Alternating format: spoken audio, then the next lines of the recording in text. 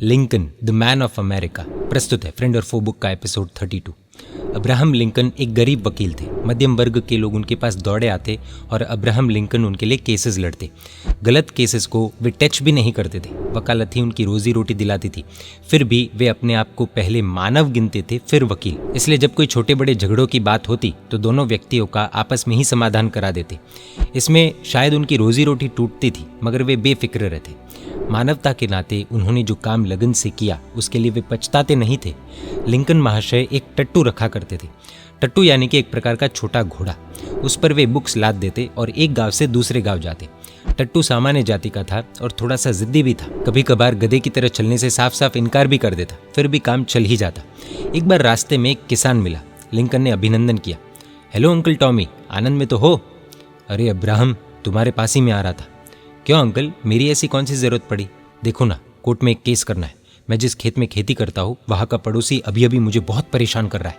मैंने निश्चय किया है कि ज़मीन जायदाद बेचनी भी पड़े तो भी फिक्र नहीं। एक बार उस बच्चे को लोहे के चने चबा दूँ, आसमान में तारे बता दूँ कि हमसे जो टकराएगा वो मिट्टी में मिल जाएगा। किसान ने पूरे जोश में अपने हृदय का उबाल उगल दिया। लिंकन ने कहा, डियर अंकल, आज दिन तक आप दोनों के बीच कोई टकरार झगड़ा नहीं हुआ, बात सच है? हाँ, तो उस दृष्टि से उसे एक अच्छा पड़ोसी कहा जा सकता है ना? अच्छा तो नहीं, परंतु ठीक। फिर भी आप दोनों एक दूसरे के पड़ोसी बनकर वर्षों से रह रहे, सच है? हाँ, करीबन 15 साल तो हो गए। उन 15 सालों में कई अच्छे बुरे प्रसंग बने होंगे। अरे भैया, ये तो संसार है, चलता है। उन प्रसंगों में आप दोनों एक दूसरे की सहायता करते थे, है ना? देखो लिंकन, वो तो पड़ोसी का फर्ज है ना। लिंकन ने कहा कि तो देखिए अंकल, ये मेरा जो टट्टू है वो कोई बहुत ऊंची जाति का नहीं है, कुछ जिद्दी भी है। शायद मैं इससे भी सुंदर टट्टू खरीद सकता हूँ, परंतु मैं इसकी खूबियों से परिचित हूँ। इसकी खामियों से मैं भली भांति परिचित भी हूँ और आदी भी हो चुका हूँ।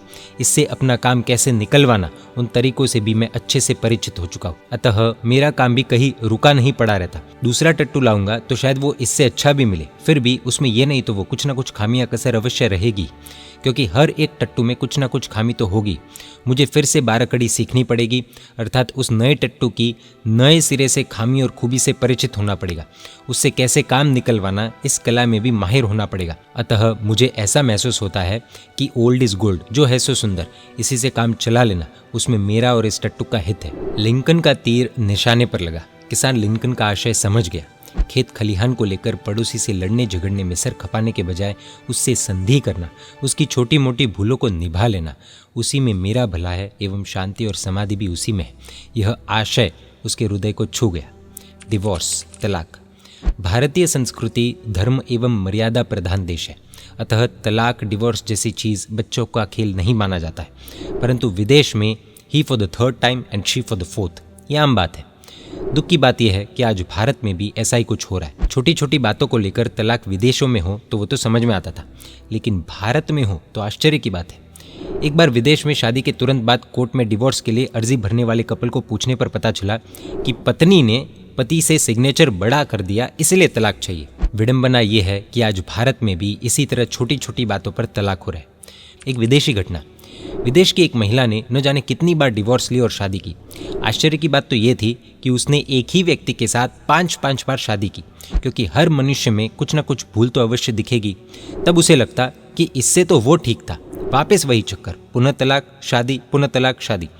आखिरकार उस महिला ने आत्महत्या कर ली, क्योंकि उसे ऐसा कोई आदमी नहीं मिला जिसमें कोई भूल ही नहीं हो, और वो भूल देखने की इतनी आदी हो चुकी थी और इतनी असहिष्णु हो चुकी थी कि वो तुरंत ही तलाक ले लेती। उसे इस रीति को अपनाने से शांति के बदले अशांति की आग ही मिली, सुख के बदले दुख की असह्य ज्वालाएं मिली।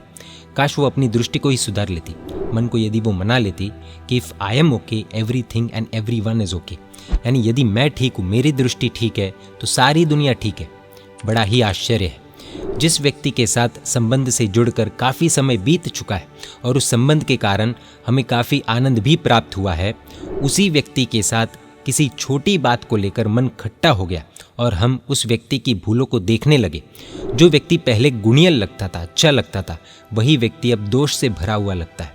खूबियों से भरा हुआ वही व्यक्ति खामियों से भरा हुआ नजर आता है। मन भी कमाल का जादू करता है। जो 2 सेकंड के पहले खुशबू से मगमगायमान लग रही थी, वही अब बदबूदार लग रही है। हमें खामियां नजर आने लगती है और हम उस व्यक्ति से संबंध तोड़ने के लिए तैयार हो जाते हैं। ये पति और पत्नी दोनों पर लागू होता है। अब ठहरिए, पूज्य श्री कहते हैं कि चित्त को थोड़ा स्वस्थ कीजिए, सोच विचारे जो करे वो फिर न पछताए। शायद अपनी कल्पनाएं सच भी हो और उस व्यक्ति में कुछ खामियां हो भी सही, फिर भी इसका मतलब ये तो बिल्कुल नहीं निकल सकता कि मात्र हम फरियाद ही किया करें, कंप्लेंट ही किया करें या उससे दूर भागते फिरें। जैसे उसकी अमुक खामियों को लेकर हमें किसी हद तक सहना पड़ा, नुकसान उठाना पड़ा, वैसे ही उसकी खूबियों से हमें कुछ ना कुछ लाभ भी तो अवश्य हुआ है। कुछ रीति से वो हमारा नुकसान करता है तो कुछ अपेक्षा से वो हमारा लाभ करता भी तो है।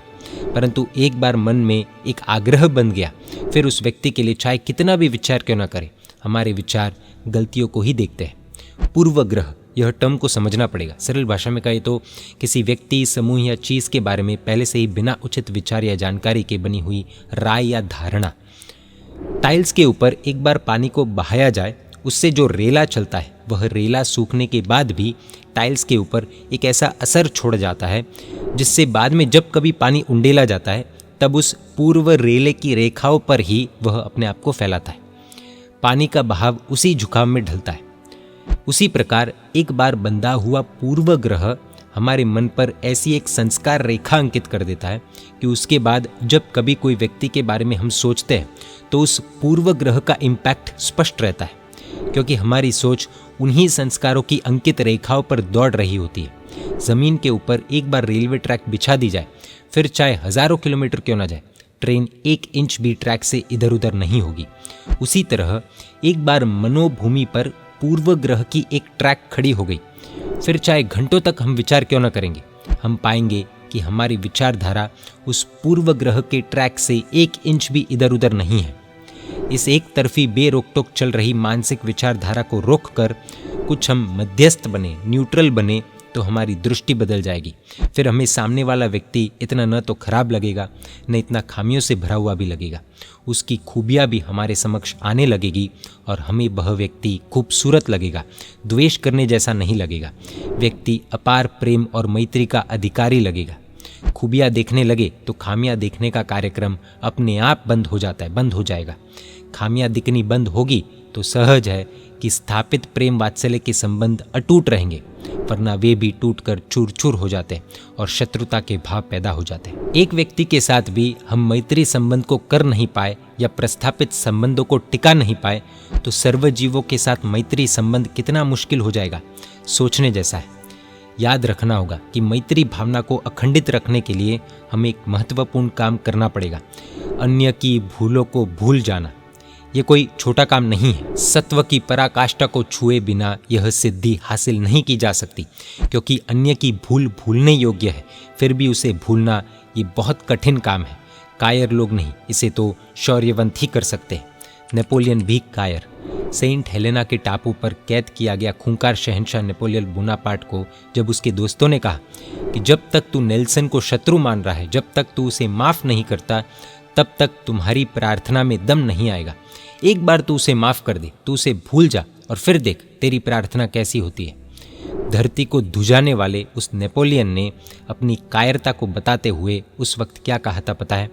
I can forgive him but I can't forget him.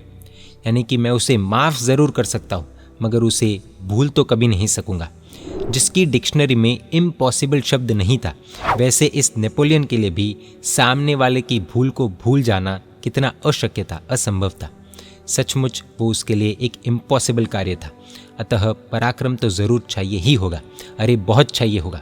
अद्भुत आनंद की अनुभूति होगी और ये छोटी बात नहीं है, ये एक बड़े इनाम जैसा है जो बिना पराक्रम के नहीं मिलेगा। दुनिया को जीत लेना फिर भी आसान है, लेकिन खुद को जीतना, खुद के ईगो को जीतना, खुद के अहंकार को जीतना बहुत बहुत बहुत ज़्यादा मुश्किल कार्य है। मान लेते हैं हमारे सामने किसी ने बहुत बड़ी गलती कर दी और सबके सामने उसकी गलती को एक्सपोज करने का हमें मौका भी मिल गया। ऐसी सिचुएशन में हम क्या करेंगे? अरे भाई, ऐसा मौका कौन छोड़ेगा, राइट? लेकिन इस सिचुएशन में क्या करना चाहिए जानेंगे अगले एपिसोड में। यह पुस्तक फ्रेंड और फो हिंदी, गुजराती और इंग्लिश तीनों भाषा में hrudayoddgar.com वेबसाइट पर अवेलेबल है। जय जिनशासन, जय महावीर।